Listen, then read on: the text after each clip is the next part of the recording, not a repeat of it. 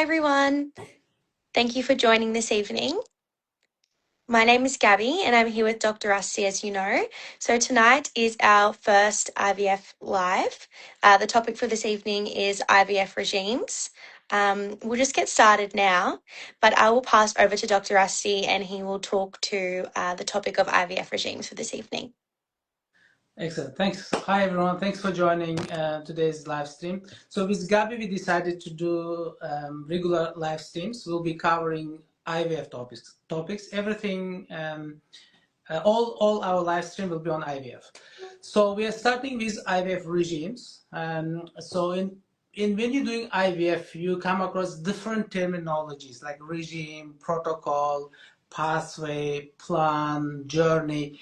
So it's important to use the same or similar terminology so that we are all on the same page. So I use these terminologies in following order. So let us say if you look at the big picture, in the big picture, you have a fertility journey. So fertility journey means that from the, let us say, age of 20 till 45 or so, you make a plan for your fertility journey. So if you want to have 2-3 kids, you can have a plan for 2-3 kids. So it can be natural pregnancy without any fertility treatment. It can be any other fertility treatment or IVF treatment. So that's the whole fertility journey. So within that journey, if you have infertility, if you need IVF treatment, then you have a IVF pathway. So that's your pathway to achieve successful pregnancy using IVF treatment. So within that IVF pathway, you can have a plan for fresh cycle, frozen embryo transfer cycle, then addressing various pathologies like polyp or fibroid, adenomyosis, endometriosis.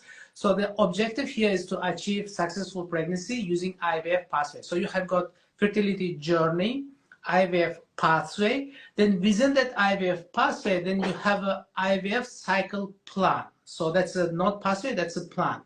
So when you see your specialist, they make a plan for IVF pathway, and within that plan, they make a plan for each cycle. So that we call it cycle plan. So let us say if you're planning fresh cycle, you have in that plan you have a plan for ovarian stimulation, then you have a plan for what regime to use, then you have a plan what trigger to use and how many embryos to transfer, whether you're doing freeze all, whether you're doing fresh transfer.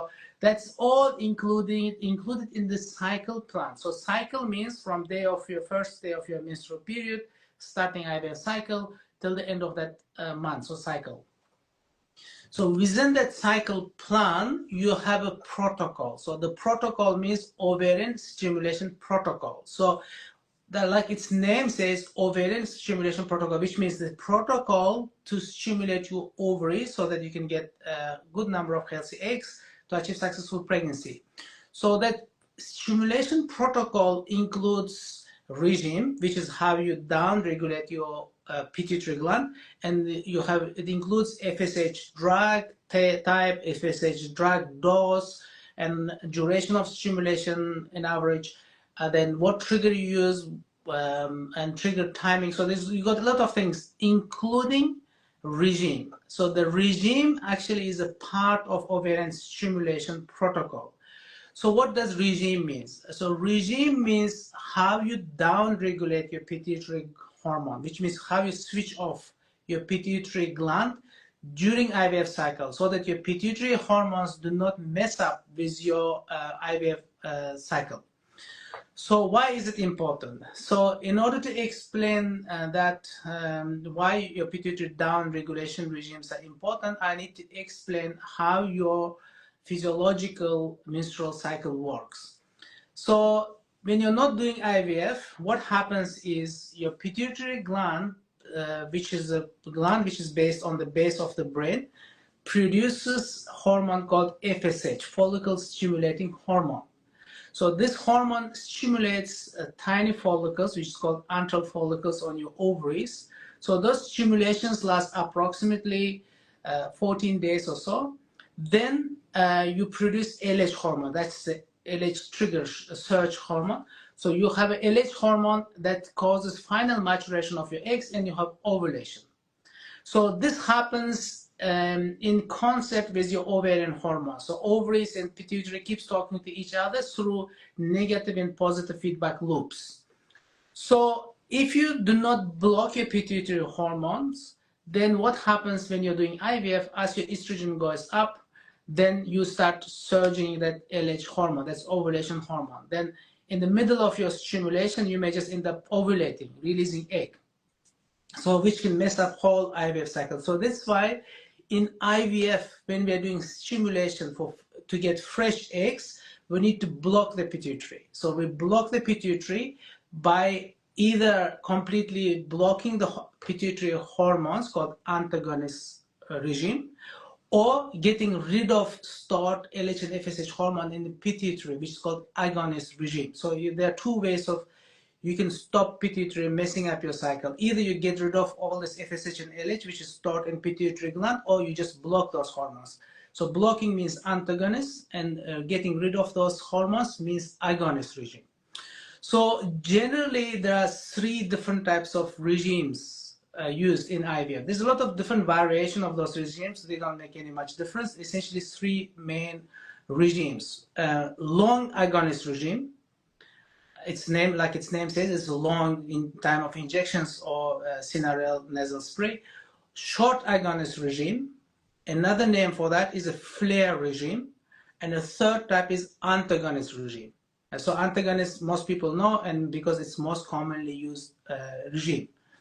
So the difference here is in the long agonist, we'll go into detail maybe as part of Q&A, in long down regulation or long LDR, which is long down regulation regime, which is long agonist regime, you start injections week before your menstrual period, week before you start stimulation.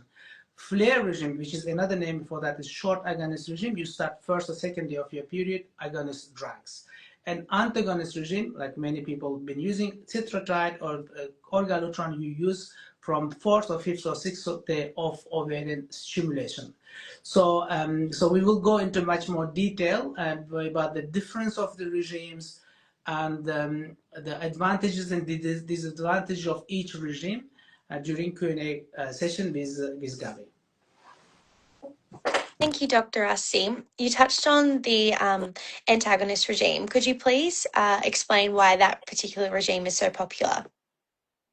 Yes, very good question. So most patients undergoing IVF today use antagonist regime in most countries. Why? Because antagonist regime is a simpler regime. It's easier for the patients, of course, easier for the clinics also to manage, because you don't need to stay on injection that long. Let us say average duration of ovarian stimulation is 10 days. So normally you start antagonist regime halfway through, like day 4, day 5, day 6, depending on the protocols clinics use.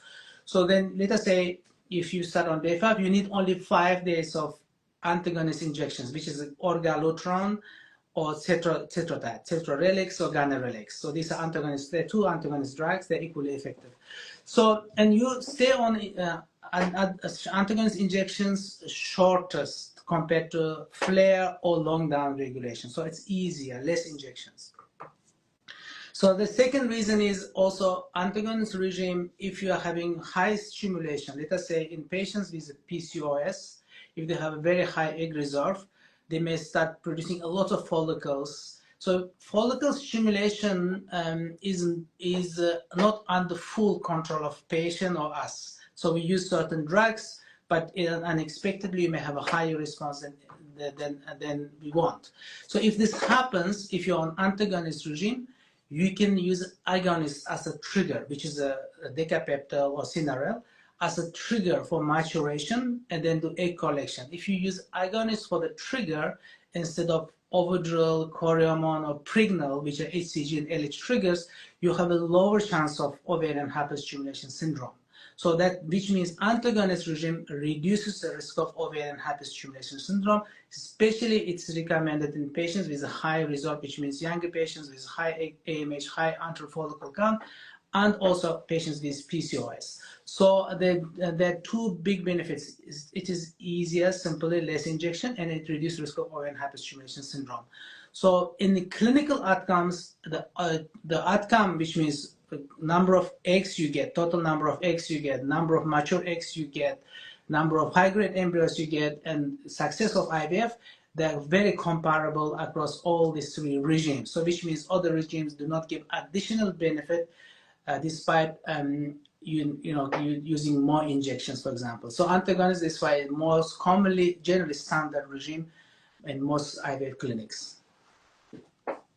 Thank you, Dr. Asti, for that insight. Could you please talk to the comparison between the antagonist regime and long down regulation regime? Yes, so first difference is you use different drugs, and like agonist, you use agonist drugs. So decapeptyl is agonist drug, Cinarel is agonist drug, Prostab is agonist drug, Zoladex is agonist drug, and Lupron, another agonist drug. So usually in agonist protocols, you use a short-acting agonist drug. Usually use decapeptyl or Cinarel or Lupron. These are short-acting agonist drugs.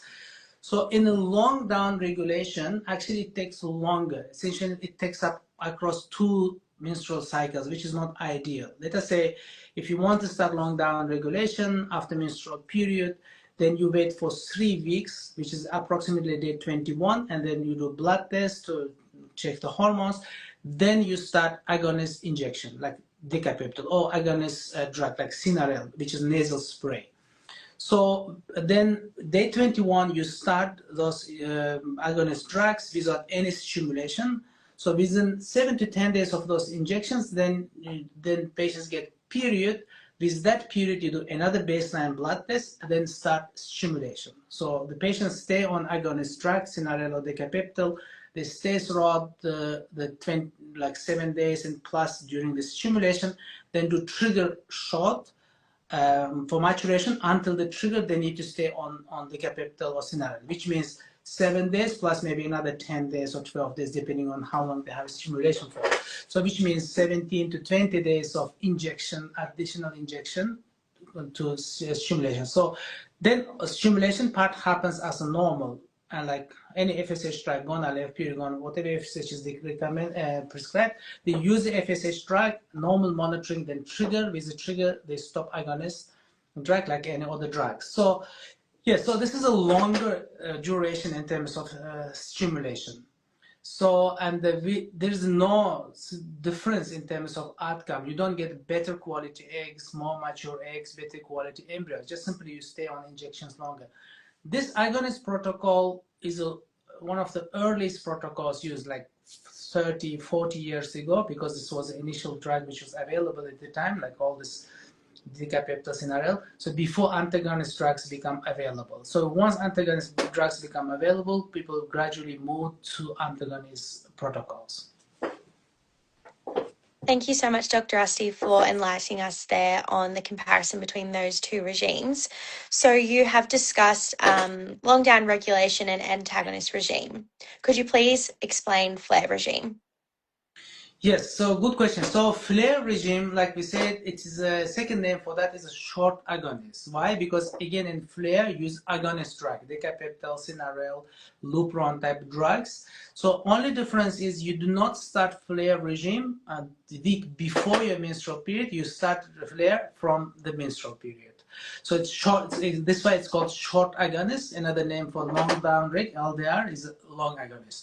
So after menstrual period, patients do blood tests, baseline bloods, like always. Then you start agonist drug. Let us say decapeptyl. You start decapeptyl. Once you started the agonist drug, you need to stay on agonist drug until the trigger. Why? Because if you stop agonist drug, then you have for reformation of FSH and LH in the pituitary, then which can again mess up the IVF cycle. So patients start a flare agonist from beginning of menstrual period, then stay until the trigger. So here in flare, why it's also called flare is whenever you use agonist drug, first thing it does, whether it's an LDR cycle, long down regulation or short agonist, first thing it does is it dumps all stored FSH and LH into the bloodstream. So which flares the ovaries first, because you have a lot of FSH and LH stored and suddenly all of them dumped into the bloodstream that goes and binds to the receptors of follicles, antral follicles, then stimulates follicles naturally, and that flares. So then here in flare, why we want to call it flare, not just short agonist? Because we want to get flare benefit, which can improve egg maturation and egg quality in some patients, not all patients, in some patients. So this is why it's better to use terminology flare rather than short agonist, because the purpose of this protocol regime is generally to get this flare effect rather than just down regulation of pituitary. So what happens is, let us say in the flare, when you use a agonist, let us say you have average egg reserve. You have 15 antral follicles. Antral follicles means any follicle which is less than 1 centimeter on ovary is called antral follicles. In average, let us say 7 antral follicle on the left ovary, 8 antral follicle on the right ovary. These follicles contain egg. They are ready for stimulation. On the surface of the follicle, you have a receptors for FSH drug, or FSH hormone, or NLH drug or LH hormone. So when you do flare regime, when you dump all your natural FSH and LH that binds to the receptors of antral follicles, then primes those follicles for growth and maturation, which means essentially you're using your own keys for your own lock. Let us say you have a receptor, FSH or LH receptor deficiency. You did a number of cycles with antagonists, you're seeing very poor maturation, poor egg quality, poor embryo development. Then you suspect this patient has got FSH/LH or both receptor deficiency. So for that, you want to use a natural FSH and LH genetically because it is matching. So the genes generally responsible for this production of FSH and LH receptors and FSH/LH hormone linked. So what you do is you use a flare drug, which is a decapeptyl or Cinarel or Lupron, so that dumps all natural FSH and LH into blood, and that primes antral follicles for growth and maturation. So then, but this drugs, which is if natural FSH and LH stored in pituitary, only lasts a couple of days. So if you don't give additional hormone until follicles are ready for trigger, then you run out of FSH and LH. So what happens in flare? After menstrual period, you give a decapeptyl or Cinarel, then you get flaring effect. After 24 hours or 48 hours, you add additional hormone, gonadotropin, menopur, or any FSH hormone to continue the stimulation, and you stay on those agonist drugs, decapeptyl, Cinarel, Lupron, until the trigger. Then you do trigger, then do egg collection. Here, the purpose is you prime the follicles and eggs inside the follicles for stimulation using natural FSH and LH. So that's called flare. So downside of flare is, of course, you cannot use agonist trigger because you're already on agonist. Because you used up that agonist, you cannot use another agonist drug to trigger. You need to use Ovidrel or HCG for the trigger. If patient is in a high risk of ovarian hyperstimulation, like PCOS or the younger patients, there may be a higher risk of ovarian hyperstimulation syndrome, because you cannot, like an antagonist, you cannot use agonist for the trigger. But usually this flare protocol is used in patients with low egg reserve, poor egg quality, and older patients. So usually this group of patients not at risk of developing ovarian hyperstimulation syndrome. Thank you, Dr. Asti. I just have one final question. So you have explained the 3 different regime types there. As an IVF patient, when do you know when you need to make the decision to change your regime type? Yes, so in terms of changing, so like standard, we use antagonists. Most patients don't ever need to use flare or long down regulation. They get successful pregnancy using just a simple antagonist regime. So some patients, especially if you suspect they have a maturation problem, we normally use a flare. So you change from antagonist to flare for 2 reasons generally. The first reason is if patients keep having surge or ovulation during IVF treatment cycle, which is very rare, but some patients, despite using orgalutron, which is ganirelix, or tetratype, they still ovulate because this antagonist can't stop the ovulation. So this again is something to do with the receptor deficiency. So they still ovulate. So here you need to use a flare, because when you use a flare, you cannot ovulate. Why? Because you already run out of ovulation hormone, which is LH hormone, and then on flare, next cycle, you do not ovulate, just to prevent the ovulation. So the second reason is, like we said, in patients with poor maturation, if they have a receptor deficiency, then you use flare to improve egg maturation and egg quality and embryo development. For two reasons, normally you switch from antagonist to flare. You rarely switch to long down regulation because generally it doesn't give additional benefit compared to flare. And also one downside of long down regulation, because flaring happens week before you start stimulation, a lot of patients, by the time you start stimulation, they already develop follicle, large follicle, which becomes like a follicular cyst and occupies space when you're doing stimulation, space in the ovary. So generally, this is why long down regulation is rarely used regime. So normally you change from antagonist to regime in some patients. Great. Thank you so much, Dr. Rusty, for explaining why a patient would change a different regime type. That does conclude our live for this evening. So thank you to those that joined. We may upload a recording of this live, but we will be doing some more lives moving forward on new topics. So moving forward in additional lives, if you have any particular topics that you want to be covered, please make sure to comment below. But thank you so much for joining, and we'll see you next time. Thanks, Thank you. Dr. Thanks, Rusty. thanks, thanks, Gabby. Thanks everyone for joining. Thank Bye. you. Thanks. Bye.